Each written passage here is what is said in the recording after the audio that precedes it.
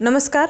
आजच्या व्हिडिओमध्ये आपण नेट आणि सेटसाठी जे पेपर फर्स्ट कंपल्सरी पेपर आहे त्यातील पहिलं युनिट जे आहे टीचिंग ॲप्टिट्यूड, यातील काही महत्त्वाचे कन्सेप्ट आणि PYQ कॉन्सेप्ट म्हणल्यानंतर रिपीटेडली विचारले गेलेले प्रश्न आणि कुठल्या पद्धतीने प्रश्न विचारले जातात याला डिस्कस करणार आहोत फ्रेंड्स. तर तुम्हाला जसं माहीतच आहे की मी सध्याला सप्टेंबरमध्ये जे महाराष्ट्र सेटची परीक्षा होणार आहे आणि नेटची जी परीक्षा होणार आहे त्याला टार्गेट करून सध्याला फक्त जे महत्त्वाचे कन्सेप्ट आहेत त्यांना आपण खूप डिटेलमध्ये नाही, आणि असंही नाही की हे जे सब्जेक्ट्स आहेत फ्रेंड्स त्यांना खूप डिटेलमध्ये डीपमध्ये स्टडी असल्यानंतरच आपण त्यांना अटेम्प्ट करू शकतो, असं नाही. मी तुम्हाला कालही कम्युनिकेशनचं जे व्हिडिओ अपलोड केले त्यामध्ये तुम्हाला सांगितले की हे जे सब्जेक्ट्स आहेत या सब्जेक्ट्समधील जे युनिट्स आहेत हे फार कन्सेप्च्युअल आहेत. म्हणल्यानंतर यामध्ये आपली कन्सेप्ट, आपली ॲबिलिटी या ठिकाणी बघा, टीचिंग म्हणल्यानंतर आपल्याला माहिती आहे, ॲबिलिटी म्हणल्यानंतर काहीतरी शिकण्याची आपली क्षमता, म्हणल्यानंतर आपली केपेबिलिटीज या ठिकाणी टेस्ट केली जाते. तर याच पद्धतीनं कम्युनिकेशन असू दे, रिसर्च असू दे किंवा ICT असू दे, हे जे सब्जेक्ट्स आहेत यामध्ये खूप जरी माहिती नसेल तरी आपण लॉजिकली क्वेश्चन्सला अटेम्प्ट करू शकतो. त्यामुळे आता महाराष्ट्र सेटची जे गेल्या वर्षी परीक्षा झाली त्यामध्ये तर 5 प्रश्न असे आले होते टीचिंग ॲप्टिट्यूडमध्ये, ते खूपच सोपे होते. जर तुम्हाला ह्या सब्जेक्टला असा अभ्यास करायची गरज नाही फ्रेंड्स की जसं अदर टेक्निकल सब्जेक्ट्स असतात त्या पद्धतीनं नाही. याला स्वतःशी जुडून आपल्या मॉरल्स, आपल्या व्हॅल्यूजसोबत आपल्याला जे बरोबर वाटते की जे चुकीचं वाटते, आपण लहानपणापासून जे शिकत आलोत घरामध्ये, समाजामध्ये, शाळेमध्ये, तर त्यांच्याशी जुडून जेव्हा आपण पाहतो की ॲज अ टीचर, एक आयडियल टीचर एका विद्यार्थ्याच्या परसेप्शनमध्ये कसा असू शकतो किंवा एका आयडियल टीचरला त्याचे कर्तव्य किंवा त्याची जबाबदाऱ्या, त्याचे ड्युटीज कशा पद्धतीनं केलं पाहिजे, त्याचं स्वभाव कसं ठेवलं पाहिजे, त्याच्यामध्ये कुठले बेस्ट क्वालिटीज असायला पाहिजे. जेव्हा आपण एखाद्याला जज करतो त्यावेळेससुद्धा आपण ते जर जजमेंट आपलं करेक्ट असेल तर असे क्वेश्चन वाचताना आपल्याला लगेच समजून येईल की क्वेश्चनमध्ये आपल्याकडून काय आन्सर एक्सपेक्ट केलं जात आहे. तर टीचिंग ॲप्टिट्यूड हे कम्प्लीट त्या ठिकाणचं प्रेझेन्स ऑफ माइंड, क्वेश्चन वाचून क्वेश्चन्सला आपण कसं इंटरप्रेट करतो, त्याला कसं समजून घेतो आणि त्याच्या बेसिसवर कसं उत्तर देतो, कंप्लीट या 90% पूर्ण जे काही टीचिंग ॲप्टिट्यूडमध्ये खेळ आहे म्हणजे स्कोरिंग करण्याचं, ते आहे आपल्या बेसिक अंडरस्टँडिंगचा. आणि बेसिक अंडरस्टँडिंग उगाच येणार नाही फ्रेंड्स. आता आपल्याला टीचिंग ॲप्टिट्यूड का देण्यात आलेला आहे, तो आपल्याला नेट आणि सेटसाठी हे जे सब्जेक्ट का आहे ते ठेवण्यामागे कारणच हे आहे की आपण पुढे चालून टीचर बनणार आहोत. म्हणजे हे एलिजिबिलिटी एक्झाम आहे, ऑब्व्हियसली आपण शिकवणार आहोत, टीचिंग करणार आहोत. तर एक टीचिंग ॲप्टिट्यूड म्हणल्यानंतर आपल्यामध्ये ते क्वालिटीज, ते capabilities to learn something, ability to learn something, ॲप्टिट्यूडचा अर्थच तो असतो. तर आता जर आपण शिकलोत की टीचिंग कसं केलं पाहिजे, लर्नरचे एक्सपेक्टेशन्स काय असतात, म्हणजे लर्नरचे कॅरेक्टरिस्टिक्स काय असतात आणि टीचिंग कुठल्या पद्धतीनं असलं पाहिजे, क्लासरूम टीचिंग कसे असायला पाहिजे, ही गोष्टी आपल्याला बेसिक जर अंडरस्टँडिंग आली, नॉलेज आलं तर आपण बेटर टीचर होऊ, म्हणून हे आपल्याला सब्जेक्ट ठेवण्यात आलेलं आहे. तर याच पद्धतीनं घ्या, याला पूर्ण इम्प्लिमेंट करण्याचं आहे. त्यांचा उद्देश काय आहे, आपल्याला टीचिंग ॲप्टिट्यूड हे सब्जेक्ट सिलेबसमध्ये देण्याच्या मागे की आपण अप्लाय कसं करतो, इम्प्लिमेंट कसं करतो, ते त्यांच्या प्रश्नातून बेसिकली टेस्ट केलं जातं की आपण तसे सिच्युएशन्स आले तर तुम्ही कशा पद्धतीनं त्याच्यातून जजमेंट तुम्ही कसं काढता आणि उत्तर तुम्ही बरोबर देता का नाही. तर या ठिकाणी पूर्ण जे माइंडसेटचं आहे, म्हणून माइंडसेट डेव्हलप होणं आणि त्यासाठी तुम्हाला टीचिंग ॲप्टिट्यूडचे जे काही बेसिक गोष्टी आहे त्यांना जुडून, स्वतःशी जुडून म्हणल्यानंतर प्रॅक्टिकल लेवलवर तुम्हाला माइंडमध्ये जरी असाल तरी इमोशनली, मेंटली माइंडसेट तुमचं त्याच्यासोबत जुडून जर तुम्ही हे जर टीचिंग ॲप्टिट्यूड सब्जेक्ट जर तुम्ही अभ्यास करत असाल, जरुरी नाही फ्रेंड्स की गरजेचं नाही की तुम्ही प्रत्येक एक लाईन टू लाईन पाठ करून तुम्हाला एक पूर्ण पुस्तक पाठ असायला पाहिजे टीचिंग ॲप्टिट्यूडचं. नाही, तुम्हाला थोडे जरी गोष्टी माहिती आहेत पण ते बेटर वेमध्ये, म्हणजे तुम्हाला व्यवस्थित माहिती आहेत, त्यामध्ये तुम्ही कुठे चुकत नसाल तर तुमचं टीचिंग ॲप्टिट्यूडचे 5 मार्क्स, जे 5 प्रश्न आहेत, 10 मार्क्स तुमचे या ठिकाणी कुठेही गेले नाहीत. तर आज आपण तेच जे महत्त्वाचे कन्सेप्ट आहेत त्यांना मी या ठिकाणी एक स्लाईड मी अशा पद्धतीनं ॲड केलेला आहे फ्रेंड्स, जे repeatedly most of the time तुम्हाला विचारण्यात आलेले मी स्लाईड्स खूप शोधून तुमच्यासाठी आणलेला आहे. तर बोर न होता किंवा यामध्ये तुमचं वेगळं एंटरटेनमेंट किंवा इमोशनल एंटरटेनमेंट, मेंटल एंटरटेनमेंट, आपण एंटरटेनमेंट घेण्यासाठी बसलेलं नाही. हे शेवटचे महिना 2 जर तुम्हाला सिरियसली करायचं नसेल एक्झामसाठी प्रिपरेशन तर सोडून टाका. पण जर तुम्ही एक्झाम देणार असाल आणि एक्झाम क्रॅक करायचं तुमचं जर स्वप्न असेल आणि खरंच जर तुमचं ते आता तुम्ही ठरवून घेतला तुमच्या स्वतःशी की आपल्याला परीक्षा द्यायची आणि पास व्हायचं, तर हे शेवटचं हे 1 महिना आणि हे 2 महिने कुठल्याही गोष्टीमध्ये बोर न होता, एंटरटेनमेंट तुमच्यासाठी न शोधता तुम्ही तुमच्यासाठी जे महत्त्वाचं आहे असं कंटेंट नक्कीच निवडा आणि त्या कंटेंटसोबत तुम्ही जुडून राहा. कुठेही तुम्हाला ट्रस्ट बिल्ड करावं लागेल. एकदा तुम्ही विश्वास जर कुठल्याही कंटेंटसोबत, पुस्तक कोणतंही असो किंवा नॉलेज कोणतंही असो, जर त्याच्यासोबत तुमचा विश्वास जुडला असेल तर कोणतंही पुस्तक खराब किंवा कोणतंही पुस्तक, कोणतंही नॉलेज, कोणतंही चॅनल तुम्हाला भेटणारं कुठूनही सोर्स असू दे नॉलेजचं, हे चुकीचं राहत नाही फ्रेंड्स. फक्त तुमचं ते माइंडसेट असतं की कोणाला निवडायचं आणि कोणाला नाही. तर बेसिक तुमचं जे काही लिमिटेड आहे ते सोर्स लिमिटेड करा. कमी वाचा, कमी पुस्तकं वाचा किंवा कमी नॉलेज घ्या, पण घेत आहात तितक्यावरती विश्वास ठेवून तेच नॉलेज व्यवस्थित घ्या आणि त्याला रिवाईज करा. हेच आहे जे काही सूत्र आहे परीक्षा पास होण्याचं. तर आता आपण टीचिंग ॲप्टिट्यूडचे जे काही महत्त्वाचे कन्सेप्ट आहेत ते पाहूयात. हे जी स्लाईड ॲड केले त्याच्यामागे एक कारण होतं की या ठिकाणी learner is a centre of teaching हे म्हणण्यात आलेलं आहे. तर नेहमी टीचिंग आणि लर्निंग प्रोसेसमध्ये आपण काय करत असतो की लर्नरचं जे काही आपल्यामध्ये लर्नरमध्ये काहीतरी चेंजेस आणायचे असतात, त्याच्या बिहेवियरमध्ये काहीतरी चेंजेस आणायचे असतात. मी आता हे व्हिडिओ रेकॉर्ड करायले, माझं उद्देश हे आहे की तुम्हाला जर हे गोष्टी माहिती नसतील तर मला तुम्हाला हे गोष्टी पोहोचवायच्या आहेत, तुम्हाला समजवायच्या आहेत, तुम्हाला हे गोष्टी सांगायच्या आहेत. म्हणजे तुमच्या ॲटिट्यूडमध्ये, तुमच्या नॉलेजमध्ये काहीतरी चेंज आणायचं आहे, काहीतरी तुमच्या बिहेवियरमध्ये मला काहीतरी चेंज आणायचं आहे.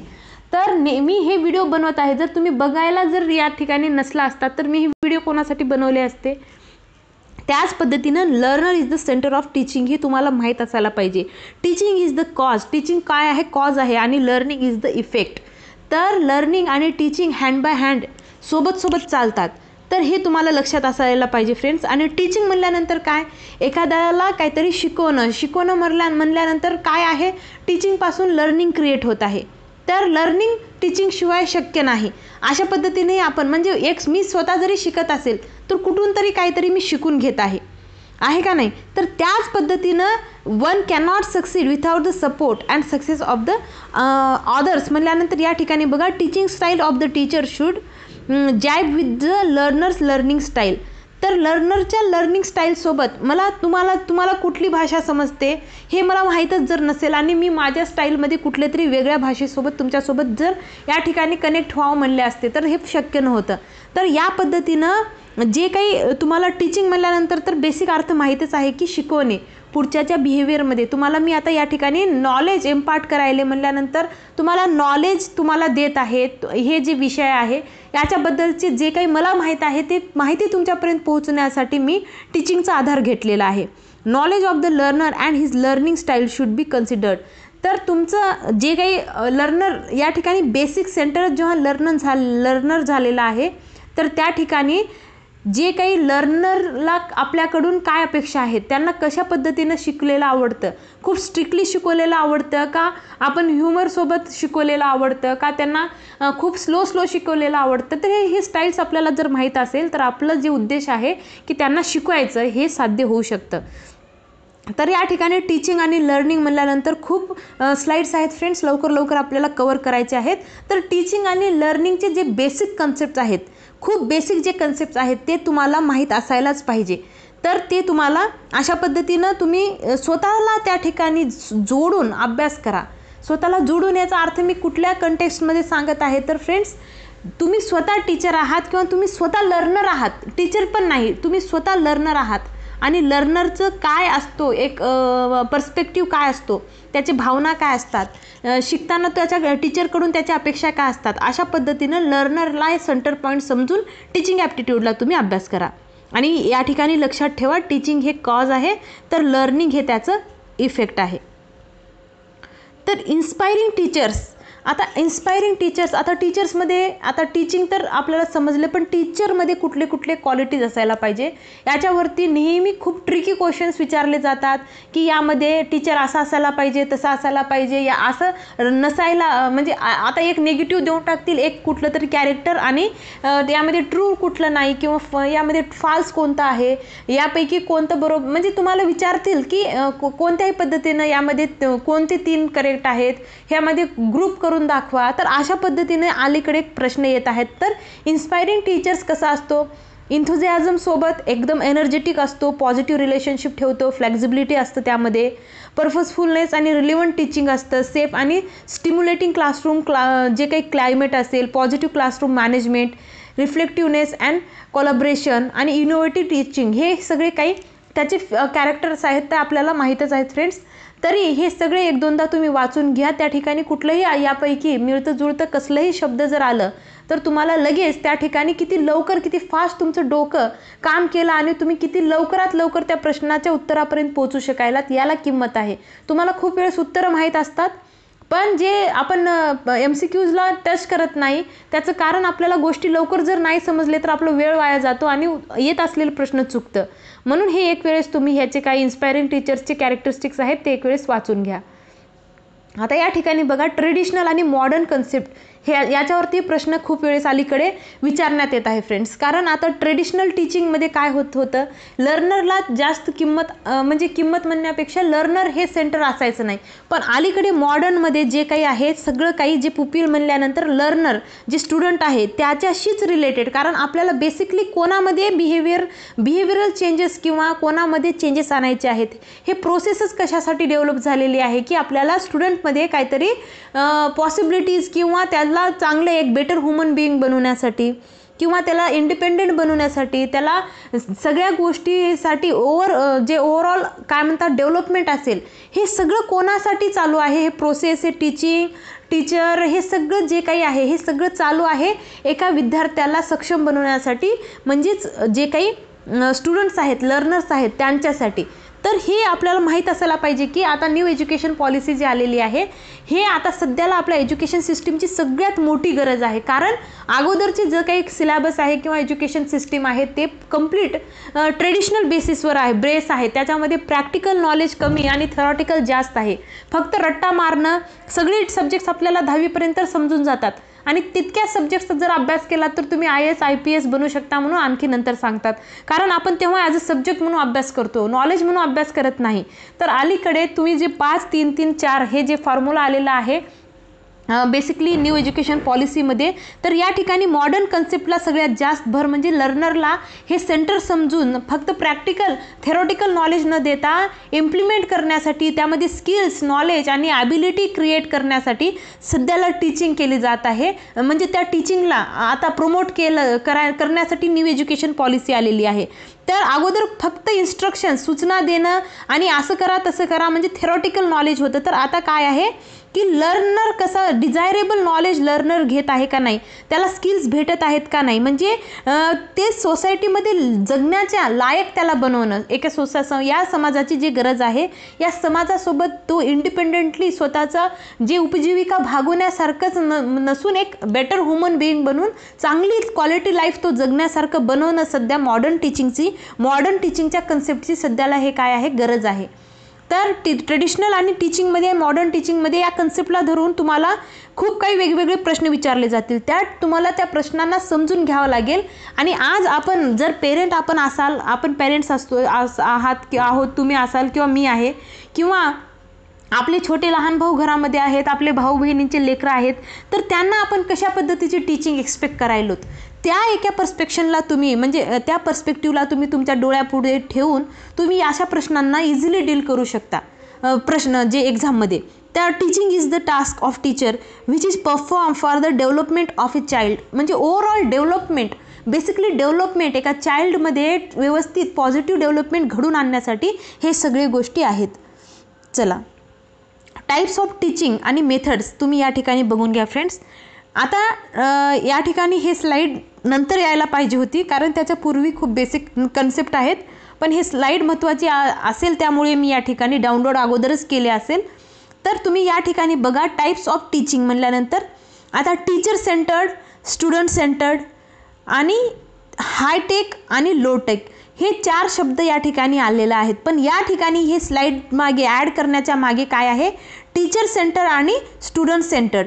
तर टीचर सेंटर आणि स्टुडंट सेंटर हे जे मेथड्स आहेत, म्हणजे या ठिकाणी टीचर सेंटरमध्ये जे काही सेंटर पॉईंट असेल टीचरप्रमाणे, म्हणजे टीचर हे प्रायमरी त्या ठिकाणी असणार, त्याच्याप्रमाणे त्याच्या मनाप्रमाणे किंवा त्याला त्याच्या पर्स्पेक्टिव्हप्रमाणे तो शिकवेल, त्याला जसं आवडेल तसं शिकवेल, त्याच्या म्हणण्याप्रमाणे विद्यार्थ्याला शिकून घ्यावं लागेल. पण स्टुडंट सेंटरमध्ये काय असणार, या ठिकाणी जास्त काळजी विद्यार्थ्याची म्हणजे स्टुडंटची, लर्नरची घेतली जाईल.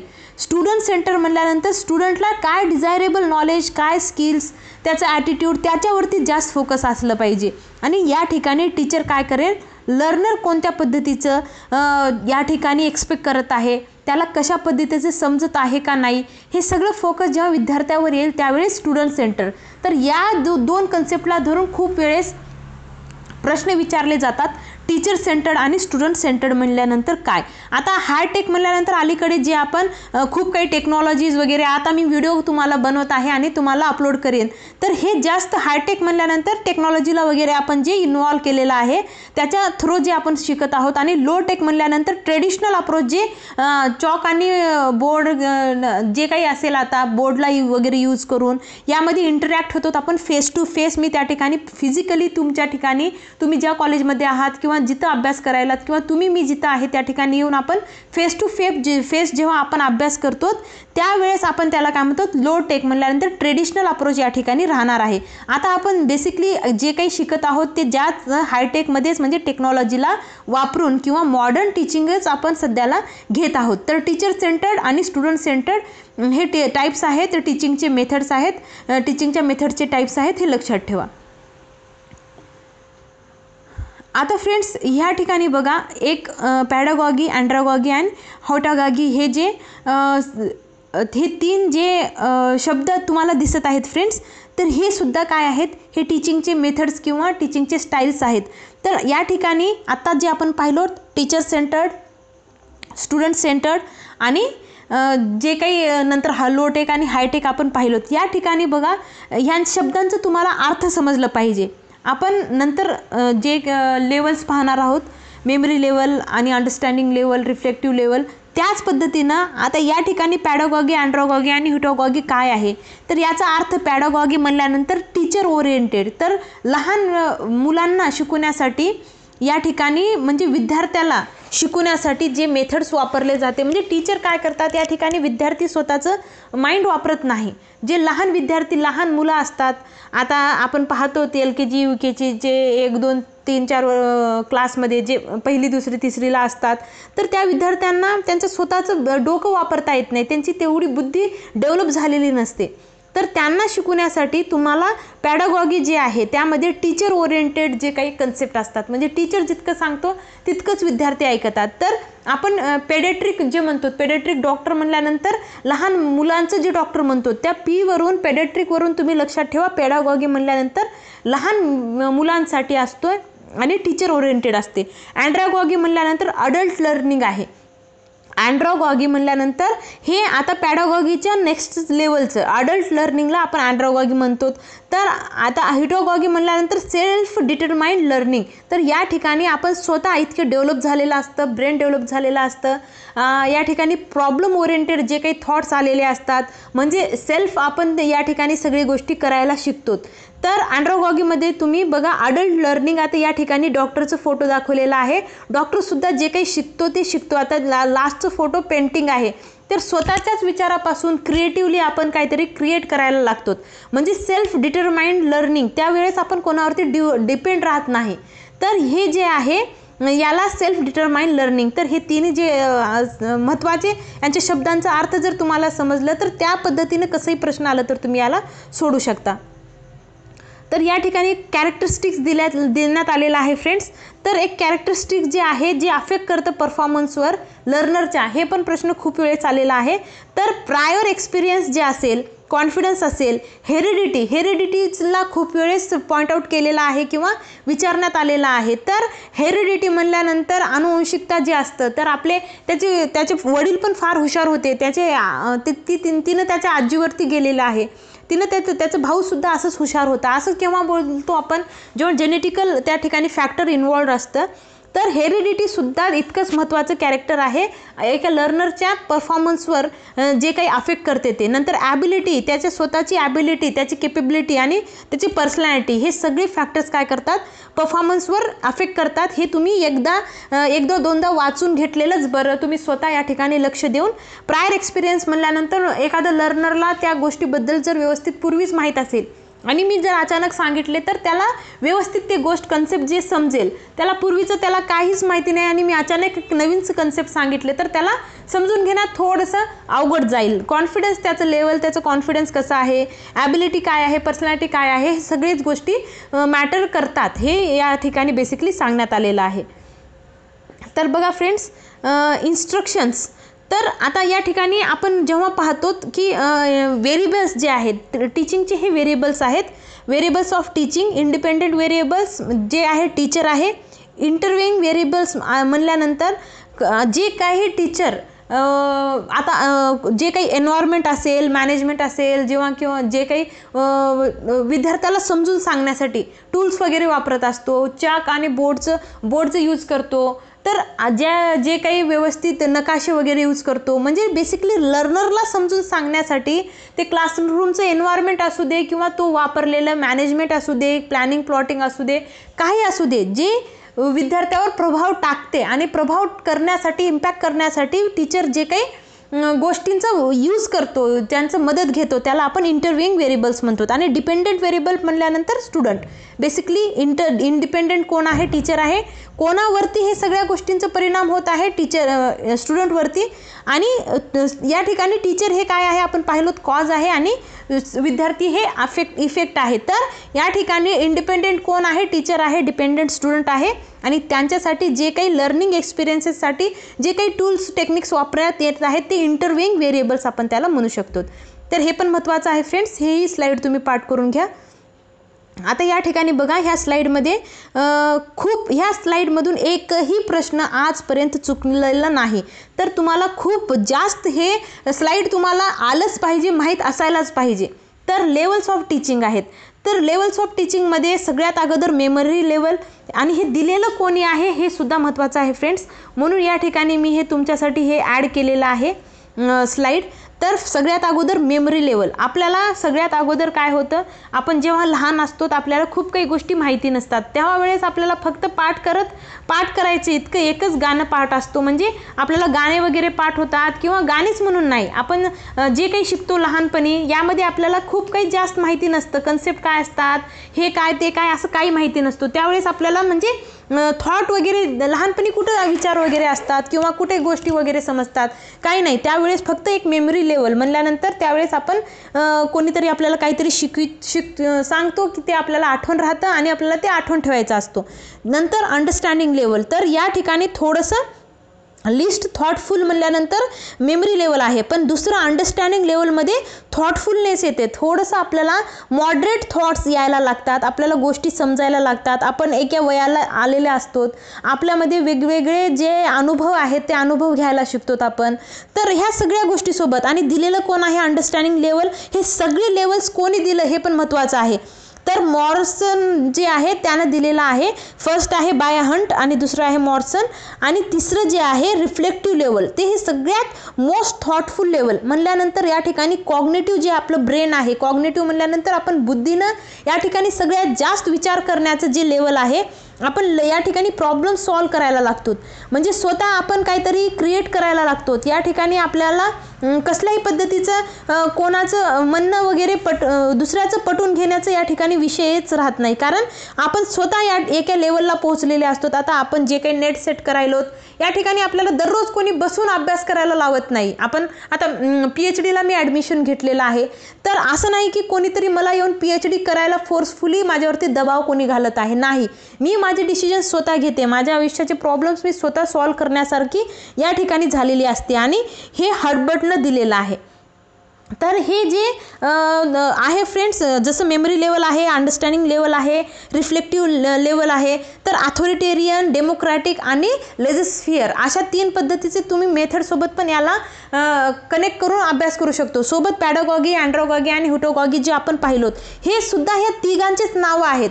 मग फक्त सगळ्याचं बेसिक जे आहे पॅडागॉगी म्हणजे लहान मुलांसाठी मेमरी लेवल पण तेच सांगतं, आणि अथॉरिटेरियनमध्ये म्हणल्यानंतर टीचर ओरिएंटेड असणार, कारण जेव्हा मुलाचं स्वतःचेच डोकं नसतं, त्या ठिकाणी विद्यार्थ्याला स्वतःची समज नसते, त्यावेळेस टीचर ओरिएंटेडच असेल ते कन्सेप्ट. मग दुसरं जे आहे ते अंडरस्टँडिंग लेवल म्हणल्यानंतर अडल्ट लर्निंग आलं. डेमोक्रॅटिक म्हणल्यानंतर या ठिकाणी डेमोक्रेसी भेटायला लागते, आपण स्वतःसाठी स्टँड घ्यायला लागतो, थॉट्स याला स्टार्ट होतात. तर या ठिकाणी तुम्ही अँड्रोगॉगीला या ठिकाणी तुम्ही जोडू शकता. तर त्याच पद्धतीनं फ्रेंड्स जे रिफ्लेक्टिव्ह लेवल आहे ते तुम्ही हिटोगॉगी सोबत या ठिकाणी तुम्ही त्याला कनेक्ट करून अभ्यास करू शकता. तर हे तिन्ही लेवल्स आणि त्यासोबत हे जे तिन्ही मेथड्स असू दे, टीचर सेंटर, लर्नर सेंटर जे आता आपण पाहिलोत, तर अथॉरिटेरियन, डेमोक्रॅटिक आणि जे लेजिस्फिअर ज्याला म्हणलो, तर कॉमर्समध्ये तर लेजिस्फिअर म्हणल्यानंतर मेक देम फ्री, म्हणजे फ्री झाल्यानंतर जसं एकदम फ्री, आपल्यावरती कोणाचाही दबाव नसतो, आपण आपले डिसिजन्स स्वतः घेऊ शकतो, अशा पद्धतीनं आपल्याला माहीतच आहे लेजिस्फिअर ज्याला आपण म्हणतो. तर हे पण स्लाइड फार महत्त्वाची आहे फ्रेंड्स, एकदा तुम्ही नक्कीच अभ्यास करून घ्या. तर अंडरस्टँडिंग लेवलमध्ये काय काय आहे हे तुम्हाला विचारलं जातं. तर या ठिकाणी बघा, teachers tries to present his instructions at the understanding level, make the pupils understand the generalisations, principles and facts. तर हे स्लाईड पण तुम्ही एक वेळेस नक्कीच वाचून घ्या. आता पुढे खूप स्लाईड्स आहेत फ्रेंड्स आणि कवर करायचे आहेत. तर अंडरस्टँडिंग लेवल तुम्ही एकदा वाचून घ्या, त्यासाठी मी स्लाईड ॲड केलेला आहे. दुसरं आहे रिफ्लेक्टिव्ह लेवल. रिफ्लेक्टिव्ह लेवलमध्ये या ठिकाणी हे स्लाईड कशासाठी या ठिकाणी ॲड केलेलं आहे, तर प्रॉब्लेम सेंटर्ड जे या ठिकाणी हे लाल शब्दामध्ये दिसायले तुम्हाला, लाल अक्षरामध्ये. तर हे तुम्हाला या ठिकाणी ह्यामध्ये दोघंही अंडरस्टँडिंग पण येणार आणि मेमरीही येणार, कारण मेमरी आली म्हणून अंडरस्टँडिंग आलं, अंडरस्टँडिंग आल्यानंतर आपल्यामध्येच ते रिफ्लेक्टिव्ह जे लर्निंग आहे, टीचिंग आहे ते येऊ शकते. तर यामध्ये सगळंच कवर होत आहे. रिफ्लेक्टिव्ह लेवल हे हायेस्ट लेवल ऑफ टीचिंग, जे हायेस्ट लेवल ऑफ लर्निंग आहे, हे लक्षात ठेवा. तर हार्टबर्टनं दिलेलं मेमरी लेवल चे टीचिंगमध्ये काय आहे हे या ठिकाणी दिलेलं आहे.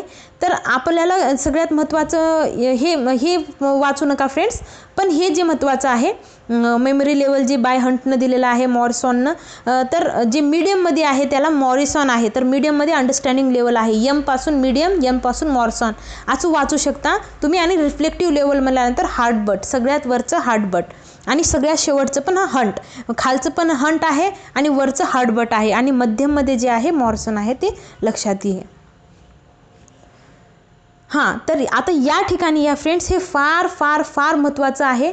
ब्लूम्सचं टेक्स्टोमनी याला म्हणतात. ते या ठिकाणी बघा, आपल्याला आपण डोमेन जेव्हा अभ्यास करतो, तर एखादी व्यक्ती कोणत्या कोणत्या मार्गात म्हणजे कोणत्या कोणत्या वेनं शिकू शकतं. तर सगळ्या जे बुद्धीनं शिकलं जातं, म्हणजे त्याचे लर्निंगचे जे स्तर आहेत ते आपण डोमेन म्हणून त्याला अभ्यास करतो. तर कॉग्नेटिव्ह, अफेक्टिव्ह आणि सायकोमोटर, कॉग्नेटिव्ह, अफेक्टिव्ह आणि सायकोमोटर डोमेन हे पाठ झालेच पाहिजे.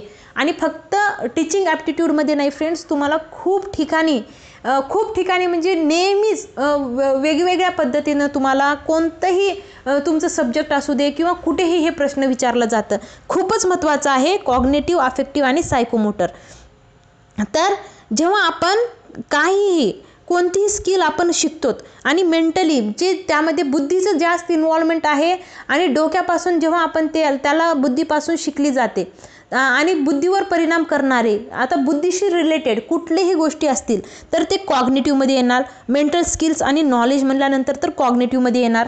अफेक्टिव्ह म्हणल्यानंतर ॲटिट्यूड आणि सेल्फ, भावनात्मक जे आहे, भावनेशी रिलेटेड, इमोशन्सशी रिलेटेड, आपल्याला काय वाटायले, आपले फील्स काय आहेत, आपल्याला फील काय आहे सध्याला, आपण काय फील करत आहोत, हे असे कुठलेही गोष्टी जे अफेक्ट करायलेत. अफेक्टिव्ह म्हणल्यानंतर अफेक्ट होत आहोत, अफेक्शनसोबत भावनांशी रिलेटेड काही असेल तर त्या ठिकाणी अफेक्टिव्ह आणि सायकोमोटर म्हणल्यानंतर मॅन्युअल फिजिकल स्किल, म्हणजे त्या ठिकाणी लर्निंग बाय डुईंग हे इन्वॉल्व्ह होणार, म्हणजे आपण त्याला प्रॅक्टिकली हातानं करतो, म्हणजे फिजिकली त्याला आपण काम करतो, मॅन्युअली करतो. सायकोमोटर म्हणल्यानंतर या ठिकाणी ट्रेनिंग स्किल्सचं इन्व्हॉल्वमेंट असेल. आता टायपिंग आहे, कम्प्युटरचे टायपिंग करत आहे, तर या ठिकाणी माझे हात मी चालवत आहे, तर या ठिकाणी ते फिजिकल स्किल्स म्हणजे सायकोमोटर. तर आपण हे कसं शिकतो याच्याबद्दल हे सध्याला हे चालू आहे फ्रेंड्स. तर तुम्हाला हे डोमेन जे आहेत ते डोमेनचं तर तुम्हाला नक्कीच माहीत असायला पाहिजे असं मला वाटते, म्हणून नाही फ्रेंड्स, खूप वेळेस हेच प्रश्न एक्झाममध्ये विचारण्यात आलेले आहेत. तर सध्याला बघा या ठिकाणी तर कॉग्निटिव्हचे तुम्हाला नेहमी तुम्हाला हे विचारण्यात आलेलं आहे फ्रेंड्स, की जे हे आहेत काय म्हणतात या ठिकाणी हे जे स्टेप्स आहेत, हे स्टेप्सचं तुम्हाला म्हणजे प्रोसेस कसं होतं, सगळ्यात पहिली स्टेप कोणती आणि शेवटची स्टेप कोणती हे विचारण्यात आलेलं आहे. तर हे काय आहेत हे स्लाईड बघा अगोदर, म्हणजे तुम्हाला समजेल. तर हे कॉग्निटिव्हचे स्टेप्स आहेत. तर कॉग्निटिव्ह शिकण्यासाठी या स्टेप्सला फॉलो करून जावं लागेल. म्हणजे अगोदर काय होतं, नॉलेज भेटतं, त्याला आपण कॉम्प्रिहेन्स करतो, नंतर अप्लाय करतो, त्याला ॲनालायसिस करतो, सिंथेसिस करतो आणि नंतर इव्हॉल्युशन करतो. तर हे कॉग्निटिव्हचं सगळ्यात पहिलं जे दिसायले तुम्हाला पिरॅमिड, त्यामध्ये तर कॉग्निटिव्हचे असे लेवल्स असतात. तर अफेक्टिव्हमध्ये काय होतं, अगोदर रिसीव्ह होतं आपल्याला, म्हणजे कुठले तर गोष्टी समजले आपण त्याला रिस्पॉन्ड करतो, नंतर व्हॅल्यू करतो, नंतर त्याला ऑर्गनाईज करतो आणि त्याला नंतर कॅरेक्टराईज करतो त्या व्हॅल्यूला. तर अशा पद्धतीनं ह्या सगळ्यांचे काय आहेत स्वतःचे त्यांचे स्टेप्स आहेत आणि हे स्टेप्स इतक्यांदा प्रश्न विचारलेले आहेत आणि त्या सगळ्यामध्ये महत्त्वाचं कुठलं स्टेप म्हणजे आता आपण पाहिलोत काय 3 डोमेन. ते 3 डोमेनमध्ये कोणते कोणते, कॉग्निटिव्ह पाहिलोत, अफेक्टिव्ह पाहिलोत आणि सायकोमोटर पाहिलोत. तर हे कॉग्निटिव्ह जे आहे ह्या कॉग्निटिव्हचे तुम्हाला ब्लूम्स टेक्स्टोमनी म्हणून त्यामध्ये देण्यात आलेलं आहे. तर त्यामध्ये कॉग्निटिव्हला 2 वेळेस डिस्कस केलेले आहेत. हे तिन्ही देखील फार महत्त्वाचे आहेत, पण ह्या तिघापैकी हे अति जास्त महत्त्वाचं म्हणल्यानंतर हे कॉग्निटिव्हचे जे स्टेप्स आहेत ते आपल्याला फारदा विचारण्यात आलेले आहेत आणि हे आपल्याला समजून घ्यायचे आहेत. तर सगळ्यात अगोदर कॉग्निटिव्ह डोमेन म्हणल्यानंतर फ्रेंड्स या ठिकाणी हे स्लाईड पहा. यामध्ये बघा 1956 मध्ये त्याला नाउनच्या द्वारे आपल्याला देण्यात आलेलं होतं आणि पुन्हा त्याला रिअरेंज करण्यात आलं वर्बच्या फॉर्ममध्ये 2001 मध्ये. तर हे तुम्हाला नेहमी एक्झाममध्ये विचारण्यात आलेलं आहे. तर सगळ्यात अगोदर तर डोमेनवरती प्रश्न विचारलं जातं. डोमेनचा अर्थ काय आपल्याला एकदम व्यवस्थित कधीच कन्फ्यूज व्हायचं नाही. मोटर म्हणल्यानंतर मोटर चालू करायला हातालांची गरज लागते म्हणल्यानंतर ते या ठिकाणी जे मॅन्युअली करायचं आहे ते आलं. आणि जे काही कॉग्निटिव्ह म्हणल्यानंतर बुद्धीनं जे काही कार्य आहे, सोबतच कॉग्निटिव्ह हे पूर्ण इंटेलेक्च्युअल कॅपेबिलिटीशी रिलेटेड आहे, थिंकिंगशी, नॉलेजशी. आणि त्यामध्ये सगळ्यात मेन लर्निंगचं डोमेन कोणतं आहे म्हणल्यानंतर कॉग्निटिव्हच आहे, असं तुम्ही लक्षात घ्या. आणि दुसरं काय राहिलं, अफेक्टिव्ह म्हणल्यानंतर भावनात्मक जे काही आपल्यामध्ये भावना वगैरे येतात, इमोशन्स जे काही येतात, तर ज्याच्यासाठी जे आहे ते आहे अफेक्टिव्ह डोमेन आहे. एखाद्या बिहेवियरमध्ये कोणाला काय वाटलं, कसं वाटलं याच्याबद्दल जेव्हा आपण अभ्यास करतो फ्रेंड्स, त्याला तुम्ही एकदम व्यवस्थित म्हणजे रिलेशन्स असू दे, या ठिकाणी रिलेशनशिप असेल, कोणतेही आता गोष्टी तुम्ही समजून घ्या की अफेक्टिव्ह म्हणल्यानंतर आपल्या इमोशन्सची जुडलेला आहे, लव, सिंपत्ती, भावना, आता अँग्रीनेस, फिलिंग्स, इमोशन्स, एकदम आपल्याला काय वाटायले हे शब्द जेव्हा येतं मराठीत त्यावेळेस अफेक्टिव्ह डोमेन. तर या ठिकाणी हे स्लाईड ॲड करण्याच्या मागे हे होतं कारण की खूप वेळेस नाउनचंही तुम्हाला विचारून घेत आहेत आणि वर्ब